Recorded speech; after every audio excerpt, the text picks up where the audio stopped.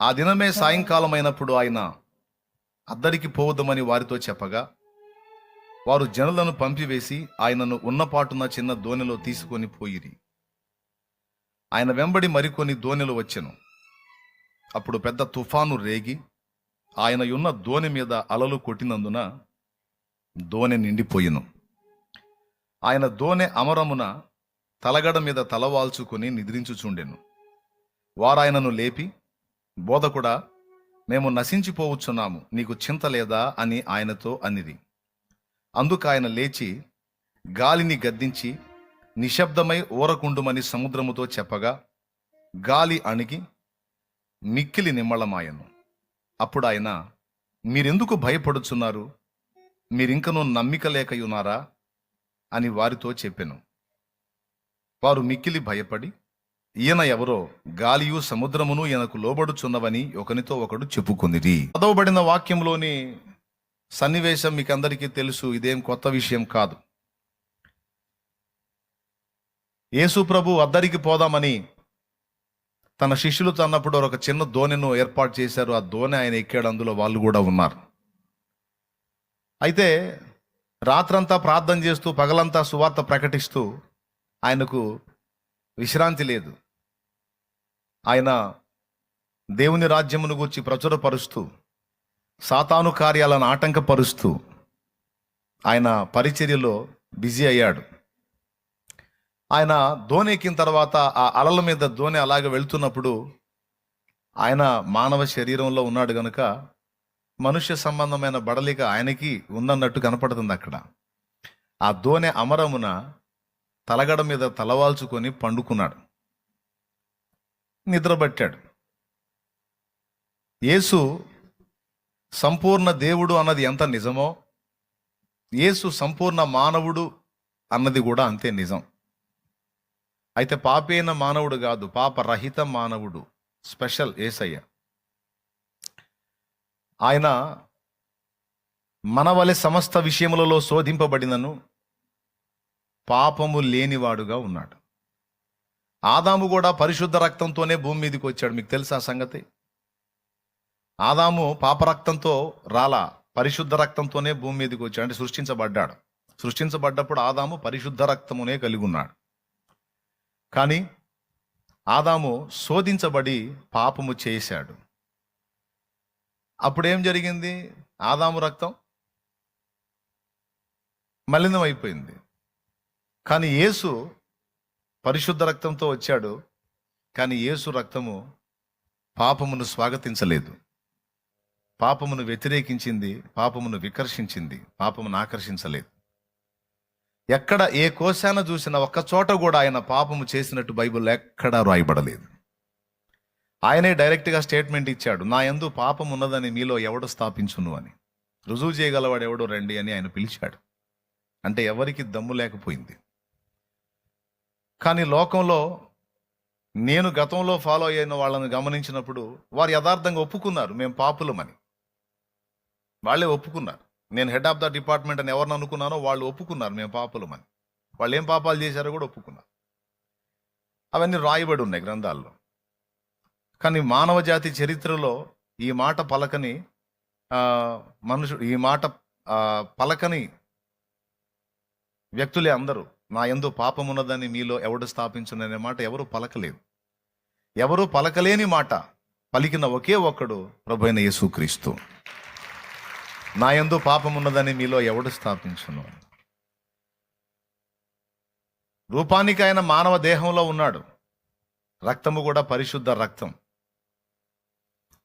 పూర్తి మానవుడు అంటానికి ఆధారం ఆయన ఆహారం తిన్నాడు, నిద్రపోయాడు, పని చేశాడు, మనం చేసిన అన్ని కార్యాలు ఆయన చేశాడు దాదాపు. కానీ యేసు స్పెషల్, యేసు దేవుడు అండ్ యేసు మానవుడు కూడా.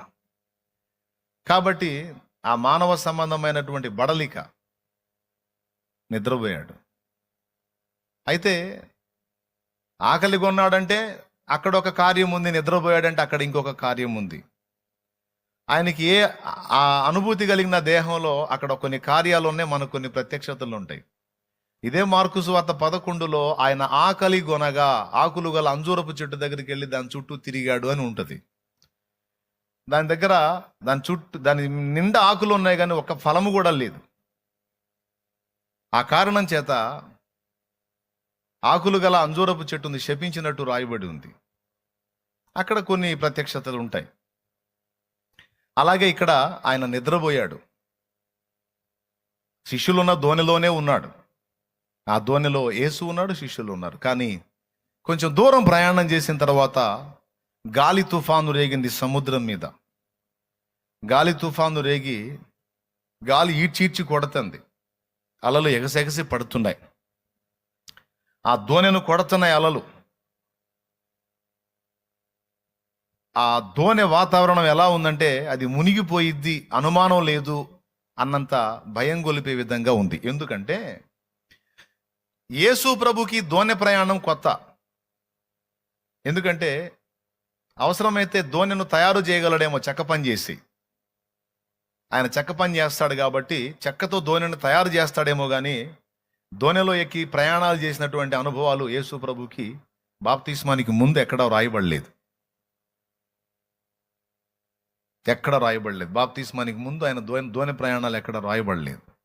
కానీ బాప్తిస్మం పొందిన తరువాత ఆయన శిష్యులతో కలిసి దోణిలో ప్రయాణం చేసిన అనుభవాలు, ఆయన బోధించేటప్పుడు సీమోను పేతురు దోణి ఎక్కిన అనుభవాలు అయితే ఉన్నాయి. అయితే నాకు తెలిసి అందులో సీనియర్స్ ఎవరన్నా ఉన్నారంటే శిష్యులు. వాళ్ళు ప్రచండమైన అలల్లో కూడా దోణిని పంపించి వాళ్ళు వలలేయాల. ఇప్పుడు మత్స్యకారులను మీరు గమనించండి, జాలర్లని అలా ఎగసి పడుతున్న అల మీద కూడా దోణిని ఎక్కించి అవతలకు దాటి వెళ్ళిపోతారు వాళ్ళు.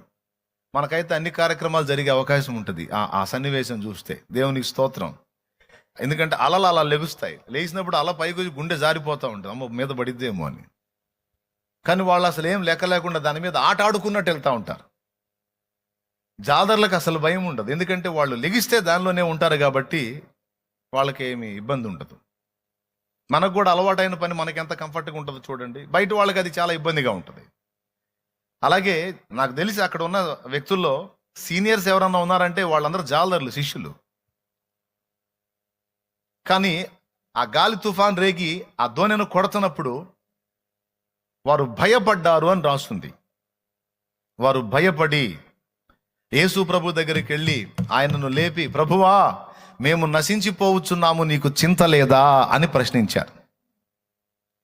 వాస్తవంగా చెక్క పని చేసుకుని ఈయన టెన్షన్ పడితే వాళ్ళు ధైర్యపరచాలి. ప్రభా ఏం కాదు ప్రభా, మేము ఉన్నాగా దోణి అటో ఇటో మలుపుతాంలే అనాలి.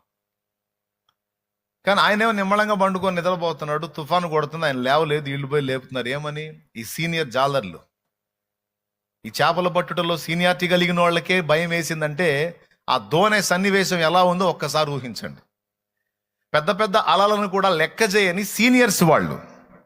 నడి సముద్రంలోకి వెళ్ళి చేపలు పట్టాలంటే దరికొచ్చే అలలన్నిటినీ దాటిపోవాలి కదా వాళ్ళు. వాళ్ళకి అలలు కొత్త కాదు వాళ్ళకి. కానీ వాళ్లే కంగారు పడ్డారంటే అలలు ఏ రేంజ్లో కొట్టాయో మనం ఊహించవచ్చు. అవునా? అలలు ఎంత భయపెట్టాయో మనం అంచనా వేయొచ్చు. చాలా టెన్షన్ ఫీల్ అయ్యారు, చాలా ఇబ్బంది పడ్డారు.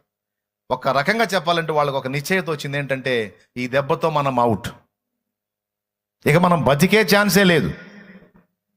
అంత ఘట్టమైనటువంటి శ్రమ వచ్చేసింది. ఈ శ్రమ దెబ్బకి మనం చావటం ఖాయమని నిశ్చయం చేసుకొని యేసు ప్రభు దగ్గర పోయి పడ్డారు. అయితే ఓ మంచి పని చేశారు.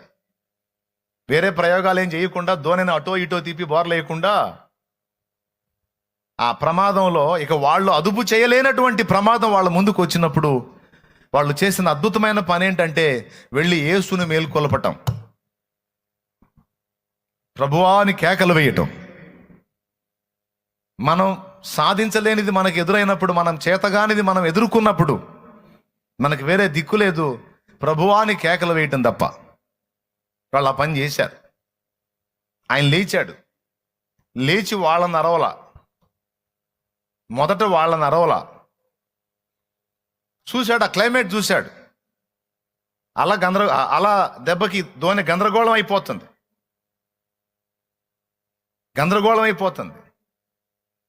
వెంటనే గాలిని గద్దించాడు. ఏయ్ ఆగో అన్నాడు. చూస్తున్నది ఆగిపోయింది. సముద్రం ఎగిసిపడుతుందిగా, నిమ్మళించావు అన్నాడు. అంత ఎత్తులేసి అలలు కూడా అలా నిమ్మళం అయిపోయాయి. వాళ్ళు చూస్తుండగానే క్షణాలలో గాలి ఆగిపోయింది. ఈ చీచి కొట్టే గాలి కంట్రోల్ అయిపోయింది. పెద్ద పెద్ద గాలి పిల్లగాలి అయిపోయింది. ఎగసిపడి అలలు కాస్త నిమ్మళం అయిపోయి క్షణాలలో దోణి కంట్రోల్లోకి వచ్చేసింది. దేవునికి స్తోత్రం కలుగును గాక. హల్లెలూయా.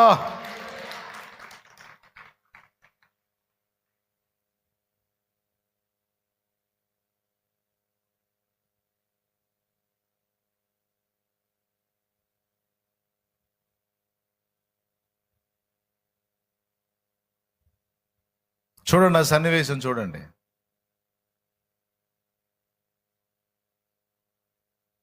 అయిపోయింది, కంట్రోల్ అయిపోయింది. జస్ట్ 2 మాటలే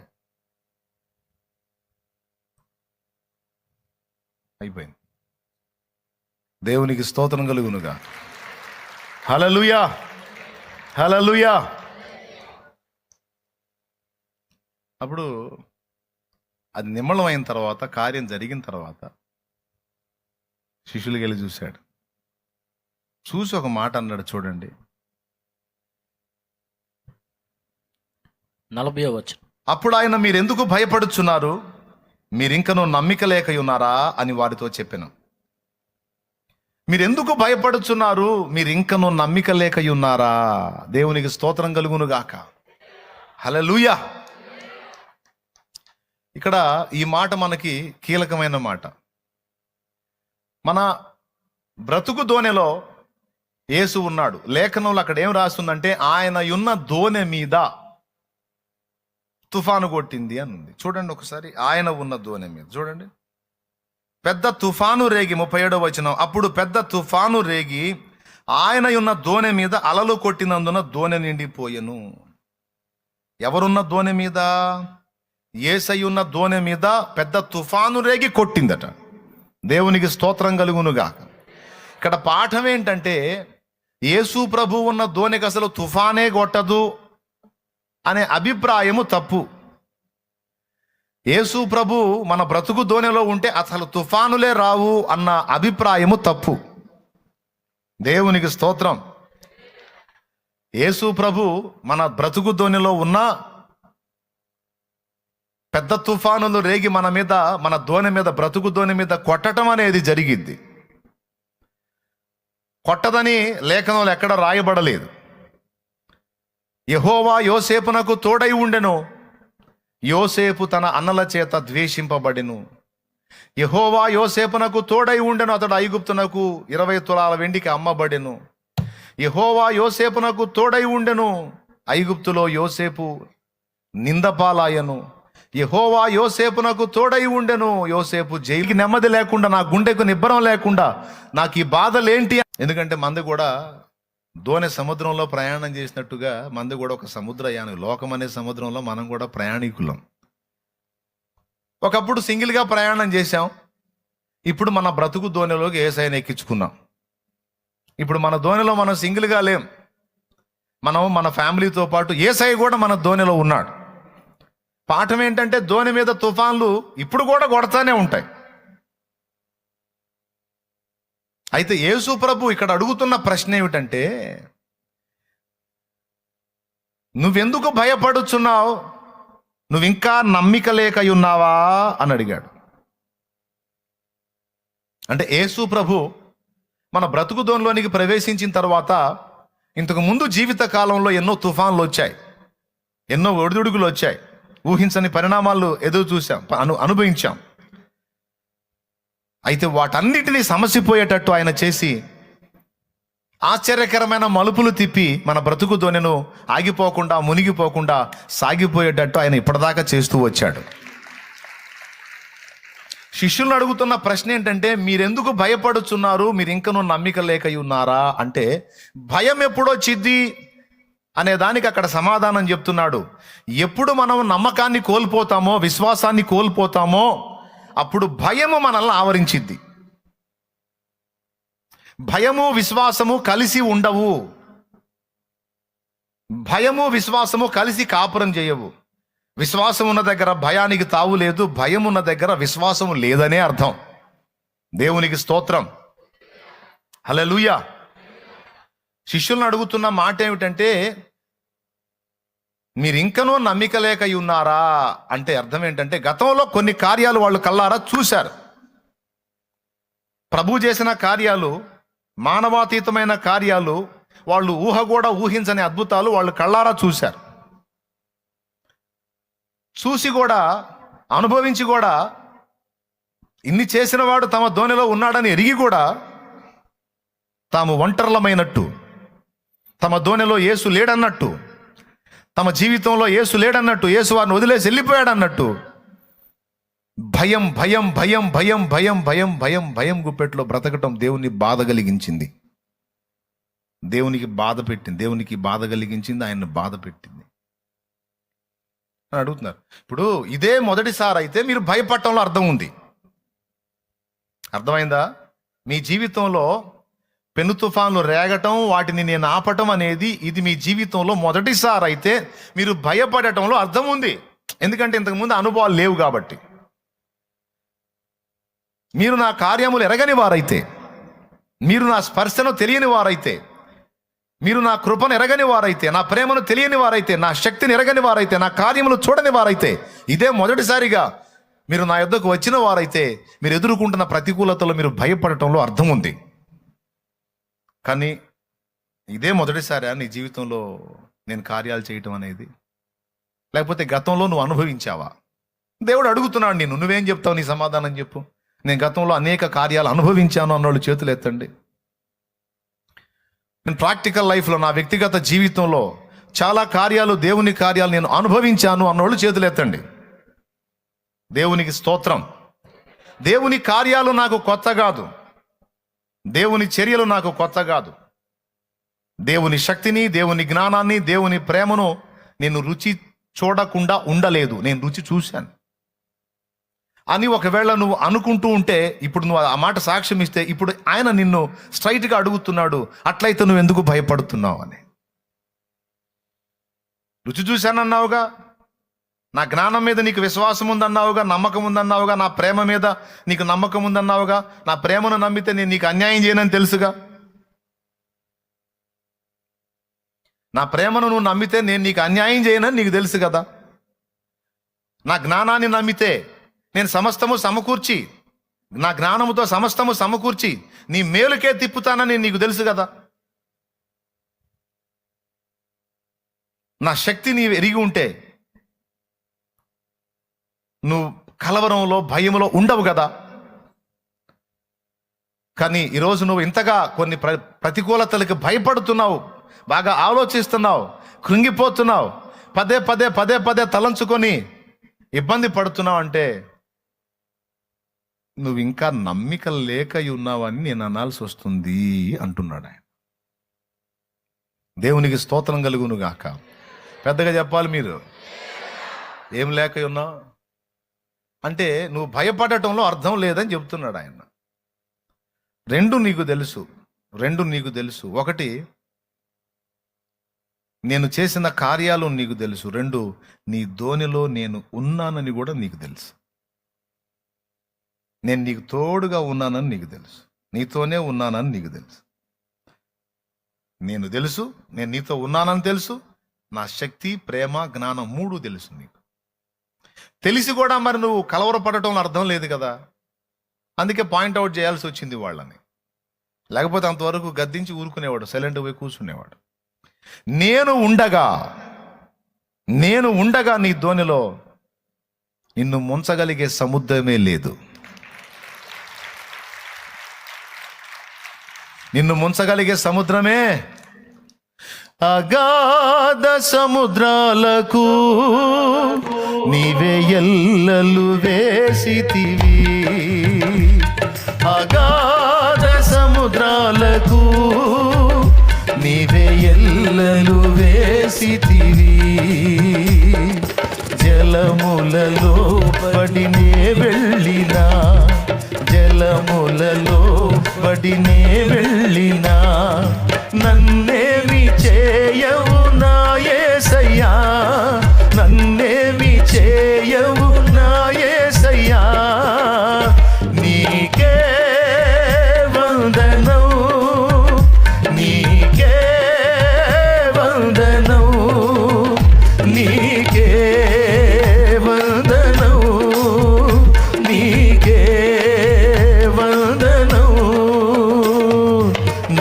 నజరేయుడా నా యేసయ్యా, ఎన్ని యుగాలకైనా ఆరాధ్య దైవము నీవేనని గళ్ళమెత్తి నీ కీర్తినే చాటెదా.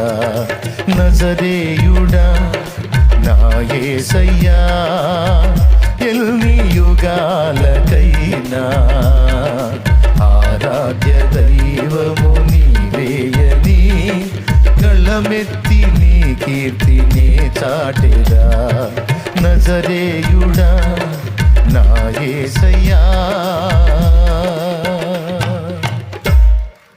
దేవునికి స్తోత్రం కలుగును గాక.